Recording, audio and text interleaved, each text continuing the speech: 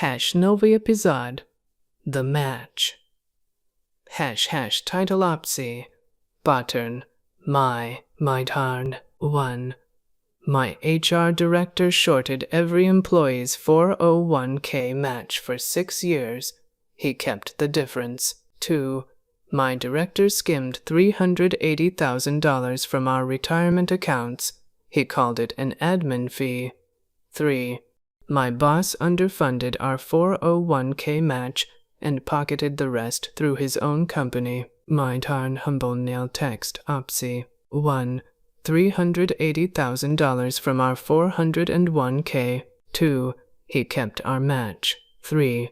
The fee was fake. My tarn hambizam the 401k fraud, benefits fraud, office revenge, corporate justice, entitled boss, karma story, Reddit story, workplace drama, story time, toxic boss, whistleblower, HR director fraud, retirement theft, fired, justice served, YouTube apisani, bon tarnt ingandinek. For 6 years, employer match contributions kept coming in short, never enough to raise an alarm on their own, always explainable as a rounding difference. This is the story of the benefits administrator who finally added up 6 years of those rounding differences and found out exactly where the missing money had gone. Subscribe for more true-to-life workplace justice stories every week.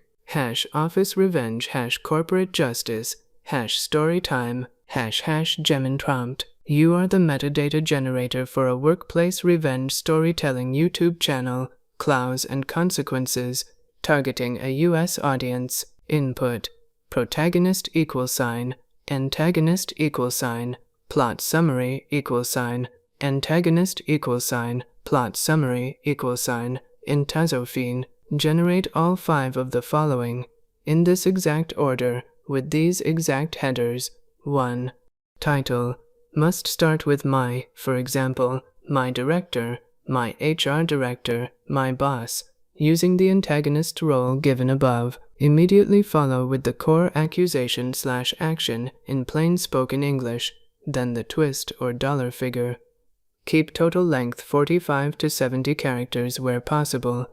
Give exactly 1 final title. 1. 2. Tags, separated YouTube tags, each tag 1 to 3 words maximum. Avoid long phrases, use short keywords instead. Total length under 480 characters, 10 to 15 tags total. Mix 3 to 4 broad genre tags with the rest plot specific, plain keywords only, no hashtags. 1. 3. Description, 2 to 3 sentence hook from the protagonist's perspective, no ending spoilers. Subscribe line, 3 hashtags. 4. THUM nail text, max 4 words, sharing a keyword with the title. 5. Image prompt, natural language description for AI image generation, photorealistic, cinematic. Single focal subject, protagonist's face with clear emotion, or one symbolic object/scene tied to the plot. Dark blue and red color grading only. Max 2 visual elements. End with widescreen 16:9 aspect ratio, no text in the image. Output only the 5 labeled sections, no commentary. Marsh, Miss Boko end, scenari, azvuchka, biz tegov. I want you to picture adding up 6 years of your company's 401k employer match deposits, 1 quarter at a time, and finding that every single deposit came in between 2 and 4% short of what the plan document actually promised. Never enough in any single quarter to trip an automated alert, but consistent enough across 6 years and hundreds of employees to add up to nearly $400,000 that should have gone into people's retirement accounts and never did. This is the story of Teresa Kwan, a benefits administrator who spent one very long weekend with a calculator and found out exactly where 6 years of quietly missing retirement money had actually gone. Teresa Kwan was 34 years old, and she'd worked as a benefits administrator at Sutherland Industries, a mid-sized manufacturing company, for just over 5 years. Her job involved managing the company's employee benefits programs, including coordinating with the third-party administrator that processed the company's 401k plan and verifying that employer match contributions were calculated and deposited correctly according to the plan's written formula. The company's HR director was a man named Dennis Colby, 51, who had overseen benefits administration for 9 years and had final sign-off authority on the company's contract with the plan's outside record-keeping and administrative services vendor.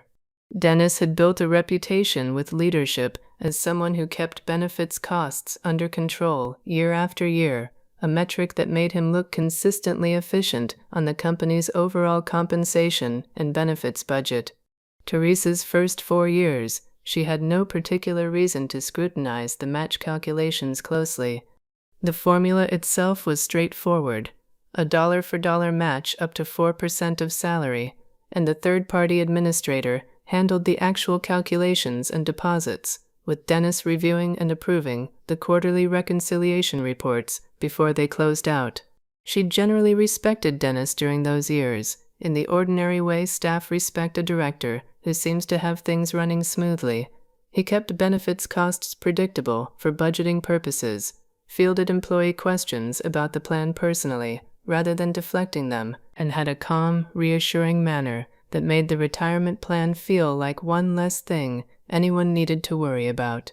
It was in her 5th year, filling in temporarily for a colleague on parental leave who normally handled the reconciliation review herself, that Teresa noticed something odd in a single quarter's numbers.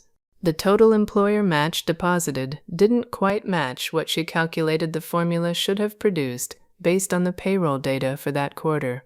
The gap was small, just under 3% of the total expected deposit, well within a range that could plausibly be explained by rounding, timing differences, or minor payroll adjustments. She mentioned it to Dennis as a routine reconciliation question. He explained that the plan's administrative services contract included a small fee taken from the match pool itself to cover record-keeping costs. A structure he said was standard and had been in place since before Teresa started. It was a plausible-sounding explanation, delivered with the same easy confidence he used for everything, and Teresa, without a specific reason to doubt it, accepted it and moved on. But something about the explanation nagged at her in the following weeks, mostly because she'd never actually seen that fee structure written into the plan document itself, which she had access to as part of her normal responsibilities. She pulled the plan document again and read through it carefully. It described the employer match formula plainly, with no mention anywhere of an administrative fee being deducted from the match pool before deposit. Fees for plan administration, according to the document, were supposed to be paid separately by the company, not skimmed from what employees were owed. That discrepancy alone might have stayed a single quarter's oddity, except that once Teresa started actually running the match calculation herself for prior quarters, rather than trusting the reconciliation reports Dennis had already approved, she found the same shortfall pattern going back well beyond the single quarter she'd originally noticed, different percentage each quarter, ranging from about 2 to 4% short, but present in every quarter she checked, going back as far as her access to historical payroll data allowed. She mentioned the discrepancy, in careful generalities, to a friend who worked as a retirement plan consultant at a different company, someone who understood ERISA compliance well enough to give useful perspective without needing every specific detail. Any fee taken directly out of plan assets has to be disclosed in the plan document and typically needs committee approval, her friend told her. If it's not written into the plan and nobody with fiduciary authority approved it, that's not just a rounding issue. That's the kind of thing the Department of Labor cares about a great deal. That distinction stuck with Teresa through the rest of her review, shaping exactly how seriously she treated what she was finding.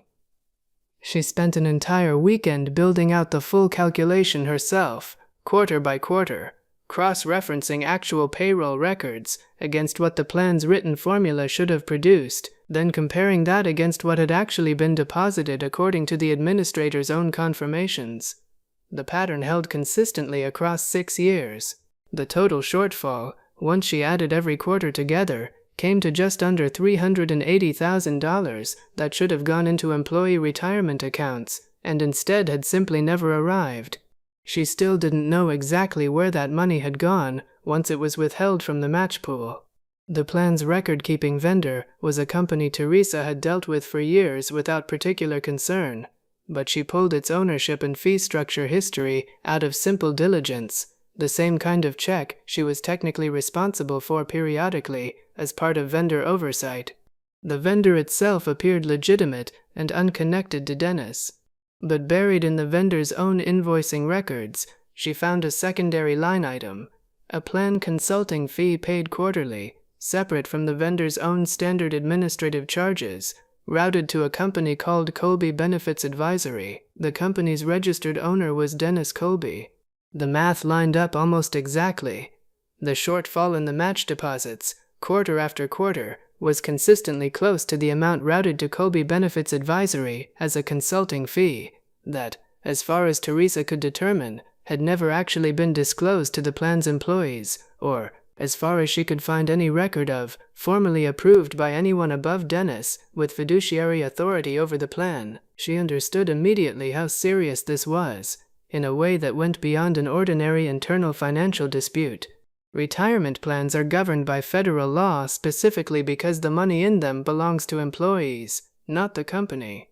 And using plan assets to pay an undisclosed fee to the plan administrator's own company is exactly the kind of fiduciary breach federal regulators treat with real severity, given how directly it touches people's actual retirement savings rather than just company revenue. She requested a meeting with the company's chief financial officer, who also sat on the retirement plan's oversight committee, sending a careful message. I've identified a 6-year pattern where employer match deposits have consistently fallen short of the plan formula, and traced a corresponding fee paid to a company registered to Dennis Colby. I believe this requires immediate review given the fiduciary implications for the retirement plan.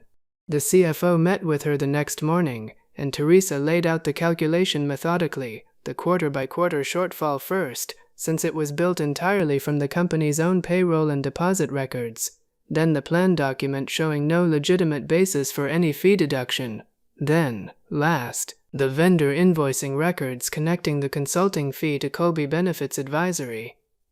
I want to be clear about what the numbers show versus what I'm inferring, she said. I can prove the shortfall exists and matches the plan's own formula. I can prove a fee was paid to a company Dennis owns, through the vendor's own invoices.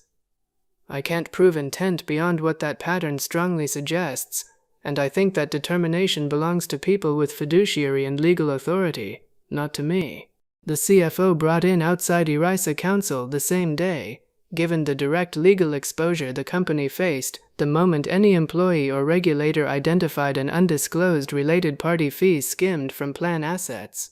Within 2 weeks, a full audit confirmed Teresa's calculations, and additionally found that Dennis had structured the arrangement through the outside record-keeping vendor, specifically to keep the fee from appearing directly on any document of FOO. An ordinary employee or auditor would typically review, routed as a line item within the vendor's own invoice, rather than a separate, visible transaction the company's finance team would encounter during routine reconciliation. Dennis Colby was terminated immediately, and the company, on ERISA counsel's advice, self-reported the fiduciary breach to the Department of Labor and began the process of making the plan whole, restoring the full shortfall to every affected employee's account, plus lost investment earnings calculated back to when each shortfall originally occurred. A remediation process required under federal retirement law specifically to make sure employees weren't left worse off for a breach that was never their fault.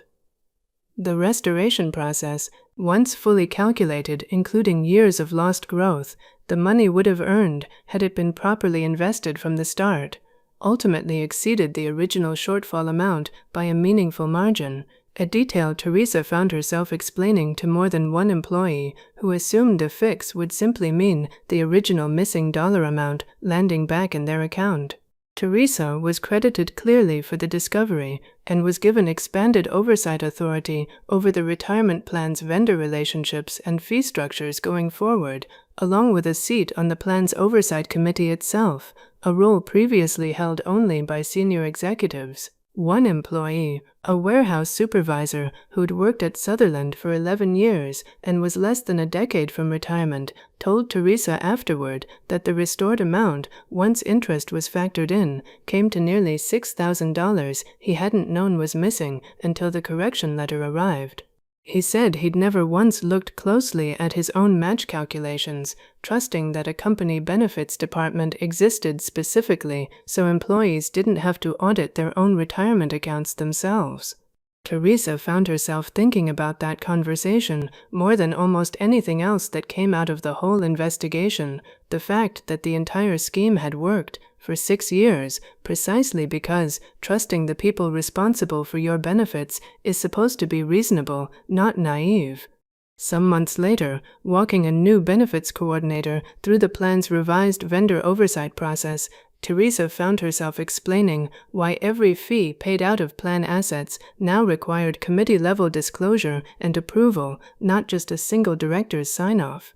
Because for 6 years, a percentage point here and there looked like nothing, she said. Nobody added it up across 6 years until someone finally sat down and actually did the math. It turned out to be $400,000 of other people's retirement money. The new coordinator asked how she'd found the patience to actually run 6 years of calculations by hand rather than simply accepting Dennis's explanation the first time. "I almost did accept it," Teresa admitted. "It was a good explanation. It just happened to not be true, and the only way I found that out was by refusing to let a plausible answer stop me from checking the actual document myself. If you've ever been told a small, recurring discrepancy was just a rounding difference and something about the explanation didn't quite sit right, do the full math yourself across as much time as you can access. A gap too small to notice once can become impossible to ignore once you add it up across enough quarters. Keep your file, keep your receipts. The math always adds up to the truth eventually, even when someone's counting on nobody ever running the full total."